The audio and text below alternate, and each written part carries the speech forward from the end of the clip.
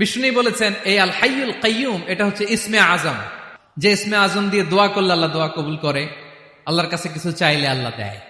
এক সাহাবী দোয়া করতেছে ইয়া হাইয়ু ইয়া কাইয়ুম, বিশ্বনবী বলে এই সাহাবী তো ইসমে আজম দিয়ে দোয়া করতেছে। তাহলে দোয়ার সময় বলবেন ইয়া হাইয়ু ইয়া কাইয়ুম, আল্লাহর এই দুটো নাম ধরে ধরে আল্লাহরে ডাকবেন, তাইলে ওই দোয়া কবুল পারা যাবে। বিশ্বনবী দোয়াতে বলতেন ইয়া হাইয়ু ইয়া কাইয়ুম বিরহমাতিকা আস্তাগীথ আসলিহ লি শা'নি কুল্লাহু ওয়া লা তাকিলনি ইলা নাফসি তারফাতা আইন। ও হাইয়ু ওয়া কাইয়ুম, ও শাশ্বত চিরঞ্জীব আল্লাহ, আসলিহ লি শা'নি কুল্লা, আমার সব কিছুকে আপনি ফিক্স করে দেন, ঠিক করে দেন। এক পলকের জন্য, এক চোখের পলকের জন্য আমার কোনো কাজ আপনি আমার উপর ছেড়ে দিয়েন না, সব কাজ আমি আপনার কাছে সুপর্দ করে দিলাম। সুবহানাল্লাহ পড়ে।